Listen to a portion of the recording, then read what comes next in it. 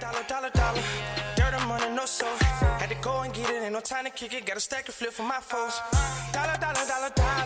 Please tell me you can hear me. Don't turn your back and don't neglect me. Just let me know if you need me. Dollar. Let me watch out for my partners. Keep my money long, get my team strong. Let me run away from my problems. Yup, what's good, original crew, man? We're back.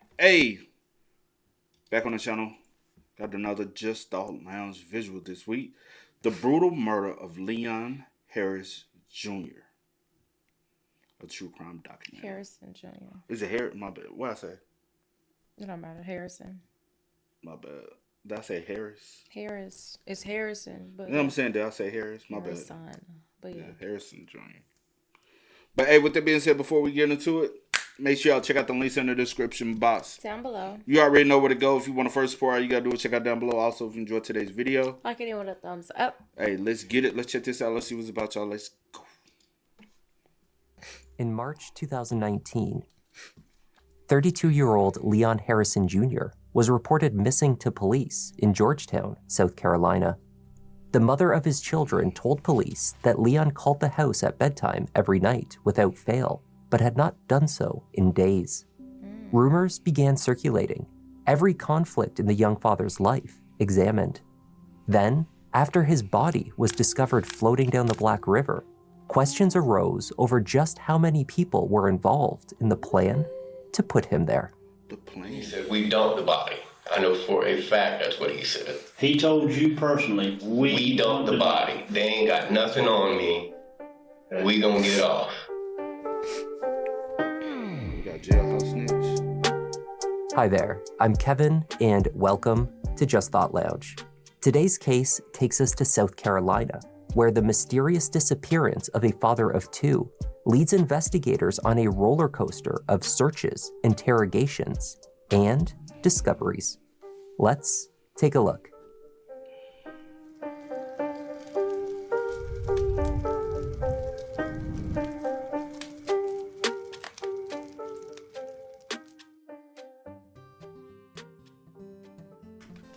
Georgetown, South Carolina is known as one of the most scenic small coastal towns in the United States. Its beautifully preserved architecture speaks to its long history. Today, the downtown is lined with boutique shops. It is a tourist destination for many and provides a supportive community for local families. On Saturday, March 11th, 2019, the Georgetown Police Department were contacted by one local resident concerned for the welfare of her children's father.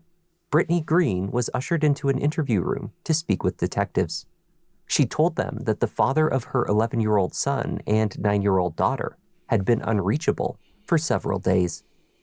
32-year-old Leon Harrison Jr., or just JR as his friends knew him, had last been seen at his father's house in late February when he attended a family member's birthday party. Leon had been known to misplace his cell phone and, by extension, lose contact with Brittany for days at a time. On one recent occasion, he was without a replacement phone for the better part of a week. By that Saturday, however, he had not seen or spoken to anyone that she knew of since the 25th of February. It had been 2 full weeks. Right now, nobody's heard or seen from Leon since the 25th that night. Mm-hmm. And since the 25th, which was Saturday night, you haven't heard, talked to, nothing. He hasn't called his children, nothing. Brittany told detectives that Leon was a dedicated and loving father to his children. Friends of Leon Jr. reported that he was an easygoing and peaceful guy, not the type of person who made trouble or sought out confrontation. Nonetheless, investigators believed it was likely the missing father had met with foul play. They were closer to confirming this only hours after Brittany left the police station. That afternoon, the Georgetown County Sheriff's Office was notified of a body spotted floating in the Black River. The Georgetown PD was then called to the scene when it became clear that the person pulled from the water shared many traits with Leon J.R. Harrison. They were of the same ethnicity, gender, age, and were of similar height and weight. The amount of decomposition that had taken place meant that a visual identification could not be made. It would take days to identify the man. The medical examiner was also unable to determine a cause of death. What was clear was that it had been a homicide. The man's hands and ankles were bound, wrapped many times over in electrical wires. Investigators believed these makeshift ties originated from a wired speaker set. The discovery of the body was kept private, as the investigators continued to speak with those close to Leon J.R. Harrison. If the identification came back as Leon, they wanted to know who was responsible. They began by looking into his rather complicated personal life.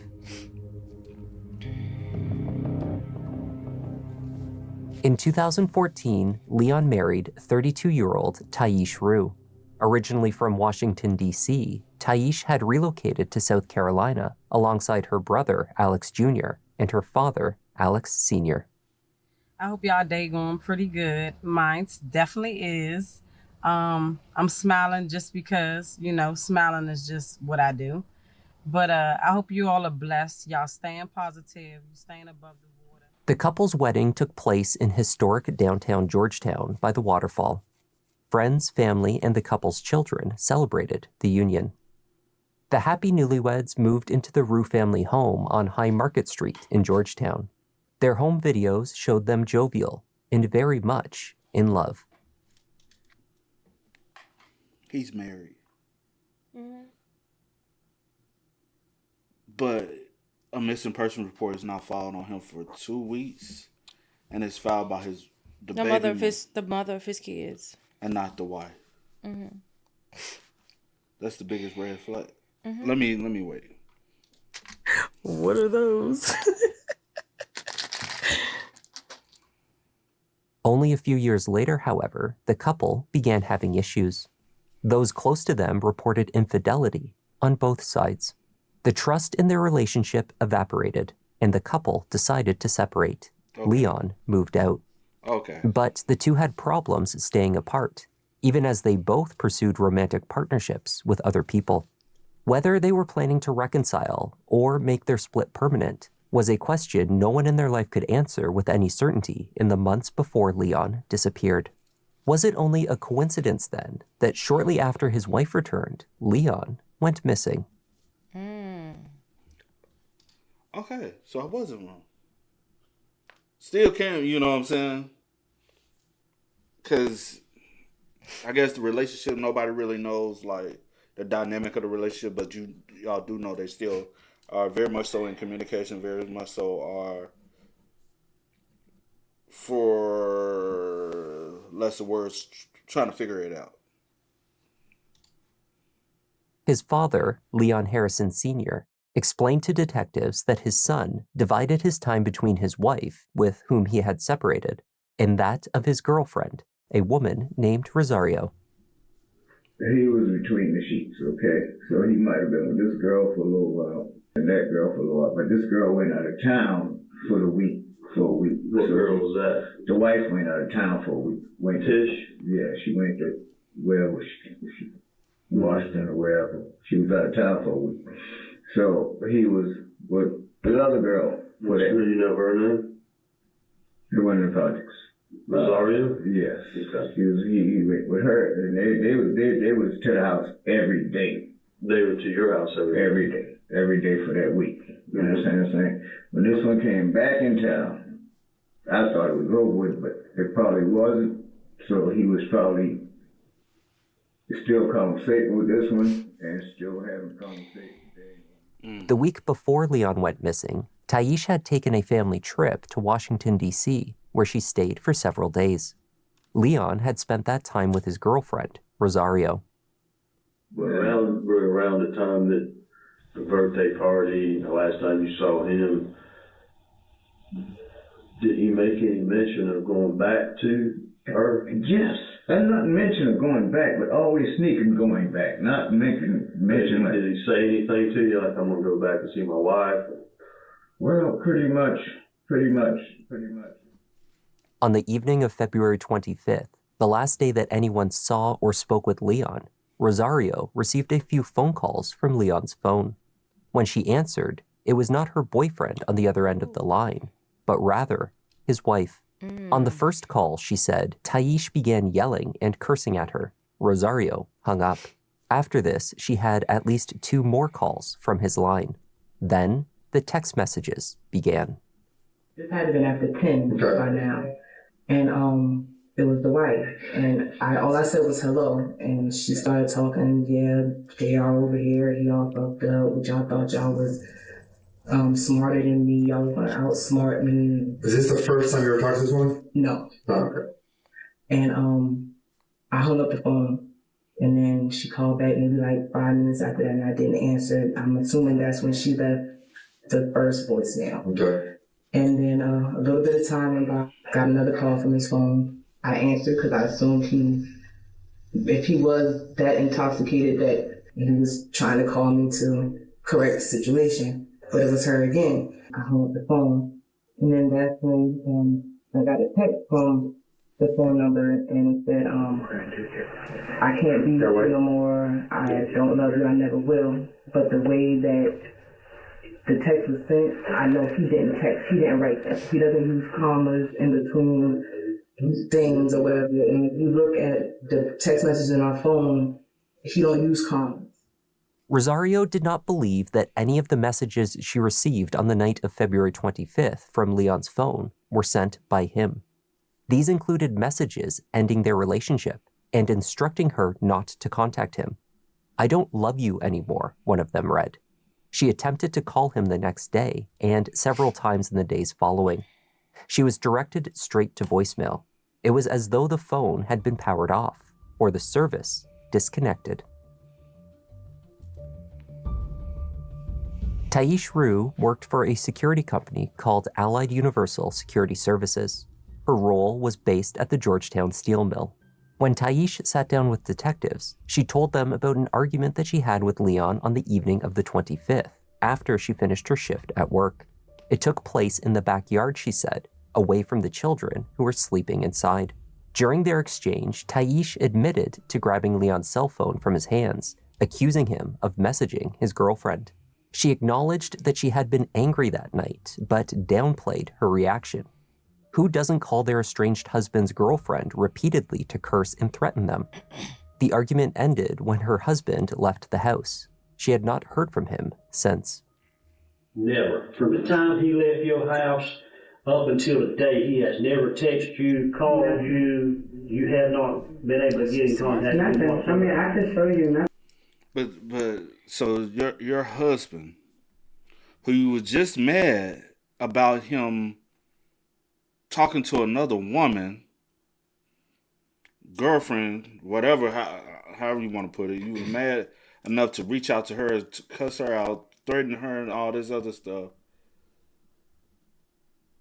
He supposedly, that was the last time he talked to you. You ain't heard from him since, and you ain't worried, you ain't concerned, but you were just mad because he was talking to another woman. You ain't tried to be in contact with him. Mm-hmm. Wouldn't most people try to be in contact with the person? You have the Rosario. She's even tried to contact. Brittany has even tried to contact him. Hasn't heard from him. But you were the wife. Come on. And you're the last person to see him, supposedly. And it was a whole argument about him talking to being with another woman. You calling the other woman, blowing her phone up. He leaves and you just like, my hand's done. You say he left. You say. Yeah. Like, absolutely nothing. Like, I tried my best to reach out because my phone is so jacked up, excuse me. Because I'm used to that with him. Nothing. Detectives told Taish that it was likely that she was the last person to see Leon alive. They believed that something had happened to him, and fingers were pointing in one direction, towards her. If you've been here long enough, you know Georgetown's a small town, okay? Absolutely. And you know how word travels, right? Yeah. All right, well, we've been getting phone calls all morning. Okay, we've been getting calls from D.C., we've been getting calls from all over the place, okay? And everybody's saying that you're the one we need to be looking at. I just don't like the fact that I'm being targeted because I would have never in any shape, form, or fashion hurt that man. I never said that I would hurt him. Nobody could say that, you know, like this baby mother, a couple other people I know have screamed at this guy and told him they want to kill him. They want to get somebody to kill him. But then everybody wants to point at me because I'm the wife and because, oh, I'm the only one who wanted to be honest about seeing him last. Okay, well, who said they wanted to kill him? Oh, that baby mother is crazy. That girl has sent text messages. She has said so But she's the one who reported him missing. much rude stuff to both of us, to the fact that we had to stop communicating with her for a while, and the children suffered. Mm-hmm. Then I told him, regardless of how ignorant she is, you still have kids. You have to find a way to communicate with her. Just don't talk to her. Do you and him have children together? No. As far as it could be ascertained, Leon Harrison Jr.'s last known location was at the Rue family home on High Market Street on the evening of February 25th. Neither Brittany, Rosario, or his father, or now also Taish, could say where he stayed that night. Who else was at the house that night? Just my dad. Just your dad? He was the only one there? Yeah, my dad and my brother. Because, It was her dad's birthday party, right? Hey, look, Mr. Rue? Yes, sir. I'm Investigator Powell. Do you mind if I speak with you and the kids? Yes, sir. Okay, can I come in? Yes, sir. Okay. Detectives paid a visit to the Rue home to speak with Taisha's father, Alexander Rue Sr. Mr. Rue, like I said, I'm Investigator Powell. Yes, I work for the Georgetown Police Department. We're investigating Leon's disappearance, yes, and we're just trying to talk to family members, anybody we can think of to talk to, try to figure out where he's at, what happened to him, you know, stuff like that. Was your son Alex there too? I think Alex was at the house. Yeah, because he was getting ready to go out. Okay, he was getting ready to go out. Did he say anything about seeing him? Not to me. Okay. Yeah. All right, so... Alex Sr. said he was in his bedroom in the house that night, but did not hear any argument taking place outside. He did not see Leon in the home at all. Next, he was asked about his son, Alex Jr. According to many of those who knew both Alex Jr. and Leon Jr., the two did not get along. Nearly every witness questioned about who they believed could have harmed Leon gave the same response. Everyone loved Leon, except Alex. But Alex don't like him. Alex and him bump heads all the time. A few weeks back, Alex spent a couple of nights in my house because him and JR got into it. And the sister, she put him out. She defended JR, she put him out, and he was upset about that. He don't know why. Do you know of anybody who would be his enemies? Alex, her brother. Her brother? Mm-hmm. They didn't get along? At all. So you don't know what kind of guy he is? I don't know what kind of guy he is. What have you heard? What kind of guy have you heard he is? He's an overprotective and sister. According to Brittany, Alex had at one point come at Leon Jr. with a machete. What? Alexander Sr., however, said that his son and son-in-law had worked things out. Does your son Alex and Leon get along?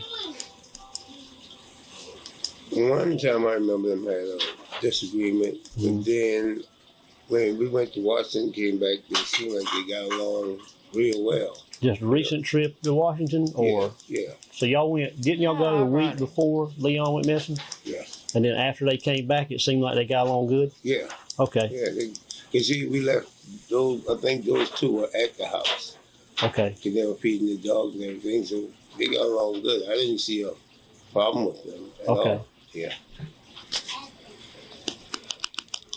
And do you think that your daughter or your son has anything to do with his disappearance? Not to my knowledge. Not to your knowledge? Yeah, I hope not. Okay. All right. Best of my ability, I hope not. And you and Leon got along? Oh yeah, it's like father and son. Okay. Yeah. Alexander Rue Jr. was described by more than one witness as a fast talker. He was Is he eating noodles? Oh, shit. They made him feel comfortable, bro. Well, I see a mug in there eating. Yeah. It's open to speaking with the police rapidly about the disappearance of his brother-in-law, who he considered a good friend. I got a brand new baby in the way. All type of stuff, though. We filed my taxes. I was thinking I was going to last Tuesday. Like, I ain't going to miss her. I got a whole brand new address over here. I ain't going to miss her. Your thing started. Can you state your name, please? Alexander Rujo. Alex stated, "You know what it is, though? A lot of people like this, when they go down south, they be like, man, I'm from the city, you know what I'm saying? Them little country, you know? You know what I'm talking about?" No. That unlike his father, he did observe the argument between his sister and brother-in-law that night. Tell me what happens, everything that happened that you can remember the last night you saw JR. Last night I seen JR, and actually I didn't actually really see him. I heard him. He was outside arguing, him and my sister. Okay. They always argue. They always go back and forth. They married. They always go back and forth. They always argue. Yeah. This and that, and that. He leave a couple of days, come back. This and that, and that. That's what they do. You know what I mean? But I don't stay their business. I never do that. My sister, yeah, but I have to do it. I got my own son doing. My first son ever in life, though. So you know. Who was cheating, him or her? He was cheating. Whatever. Like how that went. She came back in the house, slammed the door. She went in the room. That was it. You were cheating with? No. Okay. According to Alex, his sister was a mess over the disappearance of her semi-estranged husband. Is your sister worried about JR? Worried about what? Is she worried about him? Yeah, she worried about him. Oh yeah, she going forward. She can't take it. She ain't been eating nothing. 3-4 days, no eating, no nothing. She's going crazy. How come she never reported him missing? Because they always argue. He always do this. This stuff they do. He always disappears for 1 week or 2 weeks. He always argues. Put it right quick. That's they go back and forth. Always argue. Yeah, because just looking at her phone, like she didn't seem to be worried about him being gone at all. And it's been a couple weeks, and she doesn't seem to be worried about him at all. Well, she's worried. Believe that she's worried. Okay. But she found out he was cheating and all that type of stuff. She hurt too at the same time too. You know what I'm saying? Yeah. So the baby mother and all them the ones on Facebook, all this little crazy dog, all the bunch of bullshit. But like I said, they most definitely love each other, 100%. I'm hurt. I'm mad. Like,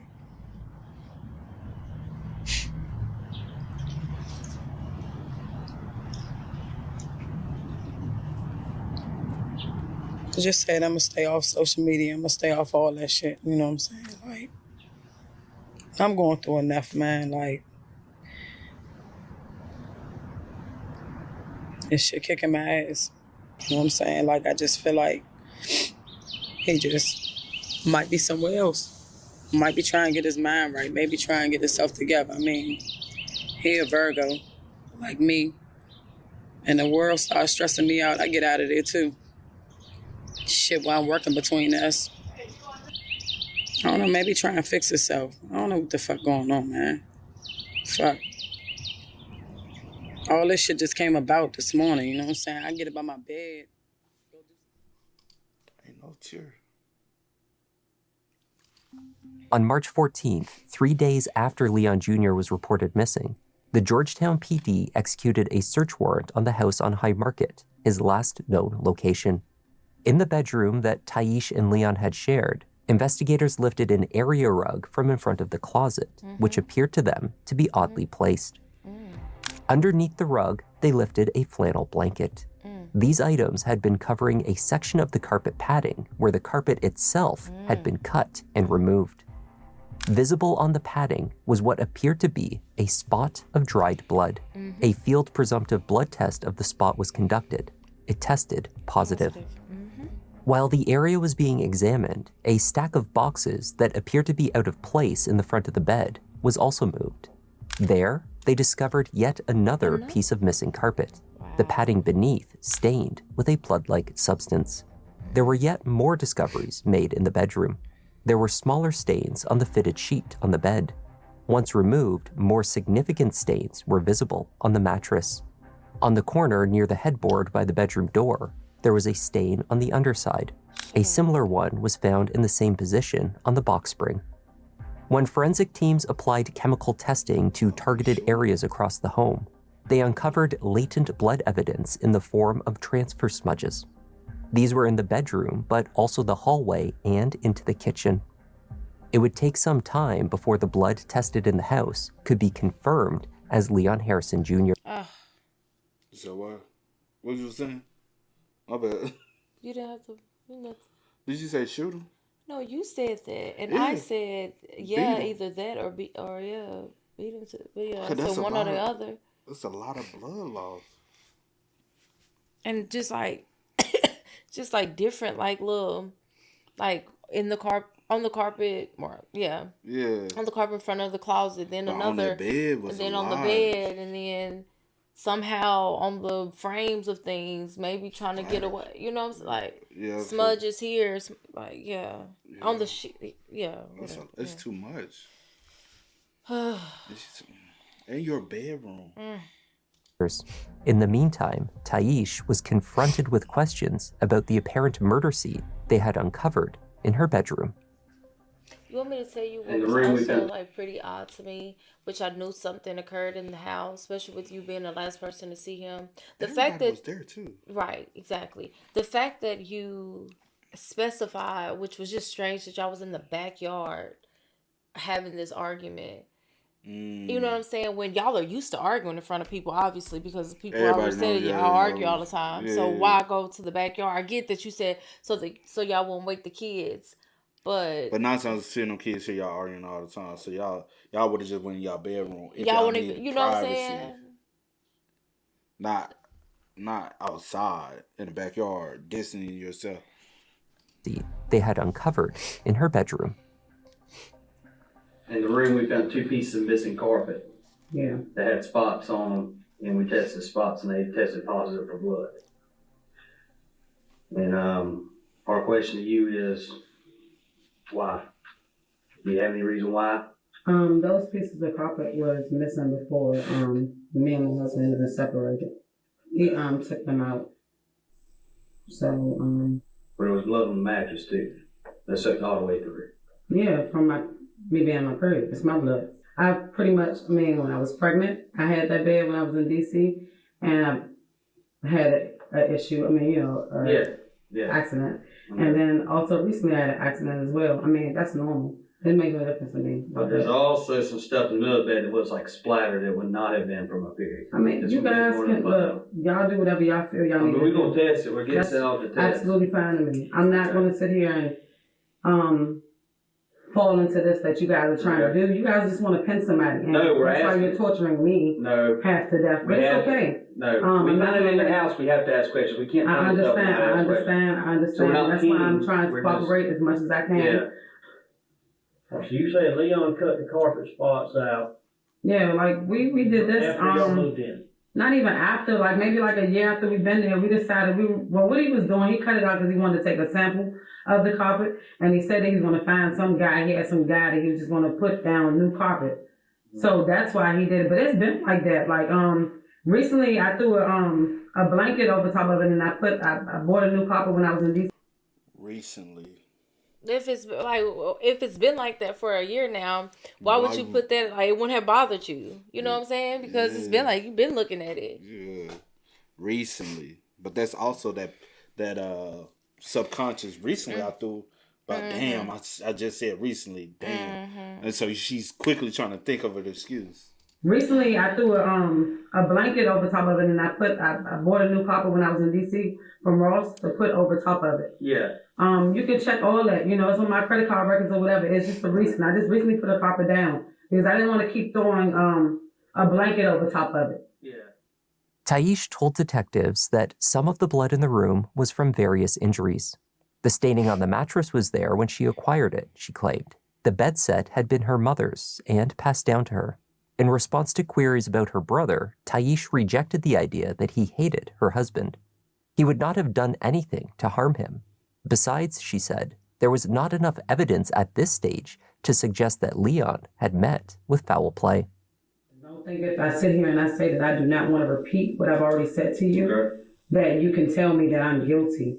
Because we're not guilty of anything because we don't know if he's hurt. We don't know if anything is wrong with him. God willing, we hope he's okay. That's right. And that's something you should be writing on that paper. You guys need to stop with all this trying to make it seem like something is wrong with him. He might be fine. He might, and I hope he is. I hope he comes in here in a little bit. But you will not do this. You will not like tear me apart. You're not going to do this. I'm trying my best to hold myself together. I have children. I cannot fall apart. So you don't want to go back to Days following the discovery of the body in the water, a family member of Leon Jr.'s was able to make an ID. The family recognized a distinct tattoo he had on his inner left forearm, a tribute to his mother. Leon Harrison Jr. had finally been found. I'm just stressed right now. I'll be all right. Thanks for asking. You seem concerned. Investigators returned to the house on High Market to search twice more, recalling loose wires that had been spotted in the bedroom and inside of a backpack. They looked specifically for speaker wires that matched those found with Leon in the river. A match was never located. Nonetheless, detectives knew that there were 3 adults in the house at the time of the murder: Taish, Alex Jr., and their father, Alexander Rue Sr. Witnesses continued to point to both Taish and her protective brother, Alex Jr., as the likely killers. Then, a new witness came forward. Antoine Simmons was friends with Alex. The Saturday after Leon went missing, Antoine and Alex were moving furniture for a friend from Myrtle Beach to Georgetown. While in the vehicle, fast-talking Alex had a lot to say. He just was like, took him for a little ride. Him and my sister fell out, Talking about, he gave my sister a disease. He cheating on my sister, back in child support and this, that, and the third. So, He was telling you all this later. Hold him back in child support. He ain't got no kids. What your... I was riding, my cousin in the back, but he don't know what's going on. I got the music playing. I keep telling him, man, chill out with that. You know what I'm saying? At first, Antoine dismissed many of the statements that Alex had made to him that day. He told detectives that his friend spoke very fast and was constantly lying. So he often took his stories with a grain of salt. This time, however, after he learned that Leon Jr. was missing, he began to contemplate exactly what was said. Antoine recalled that Alex was ranting to him about how his brother-in-law was cheating on his sister. The angry brother claimed that Leon had given her a venereal disease. So, he said, he took him for a ride. Antoine recalled Alex stating, "He's out of here." And that's not all. According to Alex, he did not act alone. They all knew were his words. By they, he meant his family. You said the sister was involved? Yeah, the wife. How do you know that? Because I know she knew about it, Because he said that they knew about it. I mean, that she knew about it. Alex Jr. told you that she knew about it. Yeah, she called him. She called him and he took him for a ride. He wasn't even living there. He was living somewhere else, So when she called him, he had to go over there because y'all don't mess with him like that. Did he say how he did it? No. He didn't say? He just said he took him for a ride. That's all he said. Nah, he took him for a ride. Based partially on the information provided by Antoine, Georgetown PD acquired the cell phone data for all 3 Rues. What they found filled in many of the missing pieces. A text message sent to Leon on the night he was killed from his wife, ostensibly luring him to the house, read, "I want you here with me. We can take a bath with candles." He responded that he was on his way. Leon's cell phone showed him traveling to the High Market area where it remained until it was powered off, hours later. I need to come with us. We got a warrant for your arrest. 4. Accessory to murder after the fact. Can you call my lawyer? You can do that later. We'll go ahead and get you going to the GPS data from Taish, Alex Jr., and Alex Sr. showed them together at the house that night, as they had acknowledged, though only for a few hours. Around 1 a.m., 2 of the devices traveled to the area near a local Walmart. Cameras there captured the rental vehicle the Rues had at the time, dropping off an individual at the store. He was later identified as Alex Jr. Inside, Alex Jr. was shown purchasing 2 bottles of peroxide. A man resembling his father used the store's restroom before meeting his son back at the vehicle. Then, at around 2 a.m., all Then three... look at their attire. Yep. Their attire is... Yep. Meeting his son back at the vehicle. Then, at around 2 a.m., all three cell phones, Taish, Alex Jr., and Sr., powered off. When they were turned back on, they were back at High Market. Shut up. Exactly where they were after 2 a.m. was uncertain. Of course, Leon ended up in the Black River. They always was. Alexander Sr. had failed to mention his late-night shopping trip to police. Sure did. He actively misled investigators as to his and his son's whereabouts on February 25th and into the early morning hours of the 26th. Alex Sr. was arrested on charges of obstruction of justice. Alexander Rue Jr. was charged with the murder. When he was brought into the station, the fast talker who loved to tell stories had nothing more to say. I just need to sign this on where it says, lawyer. This right here would have been where you signed if you wanted to talk with me. Alexander Rue Jr. did not stay silent for very long. While in custody awaiting trial for the murder, he began sharing bits of information with fellow inmates. One of these confidants was a man named Austin Kites, who had ties to the Georgetown community. In fact, Austin was good friends with an aunt of Leon Harrison Jr. What information is it that you have? Well, the guy, I know his name is JR, the one that was murdered. JR, yeah. There's a guy here by the name of Alexander Rue. Mm-hmm. He come up to me and said, "That's what I'm here for, the murder of her nephew." Mm-hmm. He said, I think he said, murder, conspiracy after the fact, and disposing of a body was the charges he told me. Right. Then he said, "We dumped the body." I know for a fact that's what he said. He told you personally, we dumped the body. They ain't got nothing on me. We gonna get off. According to Austin, Alex was convinced that because both his sister and father... Cause have they told him that they actually have the...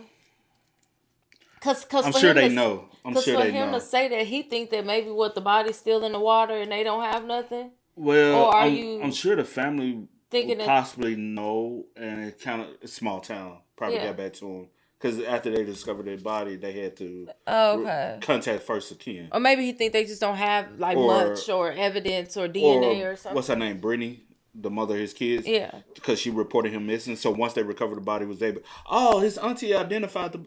Who was this? His auntie? Yeah, because somebody had identified his cousin had identified the body based off the tattoo. So she probably told, and then small town word gets around. They probably knew that they done found the body, but he like, oh, we dumped the body, so they. Yeah. He a fast talking city slicker. That's all that is. He's outsmarting these southern people, you know. According to Austin, Alex was convinced that because both his sister and father were also incarcerated but not talking, there was no way they would be convicted. And then he came back to you later and said... About 20 or 30 minutes later. 20 or 30 minutes later said... We dumped the body. We dumped the body and they ain't got nothing on us. The only reason they knew it was JR was because the tattoo on his arm. Yep. Okay. Well, all right. Yeah. In the autumn of 2021, all three of the Rues... She looks just like her daddy, bald-headed and all. God, y'all ain't shit. Thanks. 3 individuals. Should have stayed y'all ass up there in D.C.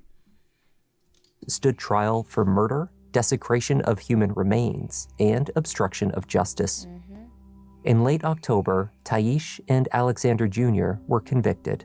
They were each sentenced to 37 years for the murder, plus 8 years for obstruction, which are to be served concurrently. Their father, 61-year-old Alex Sr., was acquitted of murder, but found guilty of obstruction of justice. He was sentenced to 8 years in prison, followed by 3 years probation. All 3 were found not guilty of desecration of human remains. How not? Right? From prison, Thais wrote a poem about the trajectory of her life. She shared part of it on a recorded phone call. The verses about the love of her life, Leon Harrison Jr., and the destruction of their marriage. From what I could see, things were going pretty well. A fairy tale, so I cried. But it wasn't long before a harsh reality checked in that I couldn't deny. My marriage was failing due to lack of stability, infidelity, and trust issues that I despised.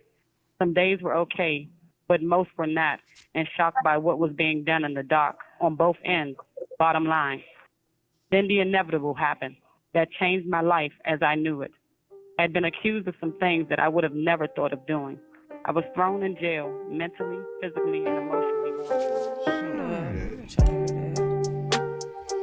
And that was the tragic case of Leon Harrison Jr. Man. Rest in peace to Leon. Like, at the end of the day, infidelity issues is not okay. And you went at him like he was the only one that was doing it, when both sides was doing it. And instead of just moving on, because it came out that Leon wasn't even staying there anymore. She trying to reel him back in. He's moving on. She's reeling him back in, moving on, reeling back in. You know? Leave him alone. And then honestly, what if when they on a trip back, they had made that plan to do it anyways? Because they all went to DC together. They drove. You got nothing but time to sit, talk. Mm-hmm. From DC to South Carolina, you had to go through Virginia. Excuse me. You had to go through Virginia, North Carolina, all the way down to South Carolina. That's a long drive. Across multiple states. Y'all are really communicating. Talking. He already don't like dude. Alex Jr. already didn't like him. The father, whatever y'all wanted. And he got off. Y'all all had a hand in it. Yep. Because one man is not finna be able to jump on another grown man, be able to tie him up and bound him up like that. Yep. Y'all all three jumped him. Y'all all should have been charged. And that's first degree murder, because I 100% believe that's premeditation. And what's the other charge they got off of with the body? Desecration of a body. How's that not desecration of a body, y'all? And he's openly admitting that he's dumping the body. All three of them. Facts. Y'all got little justice, but y'all still failed. Yeah, 37 years. Because all three should have had life in prison. That ain't. And run concurrent. Oh, excuse me, facts. No, run consecutive. Do them 8, then do them 37. I don't want to run non-concurrent.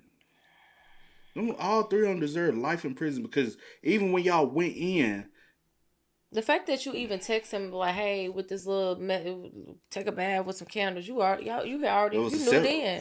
That was premeditated. It was already. It was in motion then. Cause we always be talking about how it's hard to prove premeditation. That text alone that shows that try to lure him over shows premeditation. In my eyes, but yeah. Y'all spam us up in the comments, man. Let us know y'all thoughts about it for us in the comments down below. But until next time, y'all know how it goes, man. I do go by the name DJ Kid. This is See you, Nicole. We are. We out. Time to kick it, got a stack of flip for my folks. Dollar. Please tell me you can hear me. Don't turn your back and don't neglect me. Just let me know if you need me. Dollar. Let me watch out for my pocket.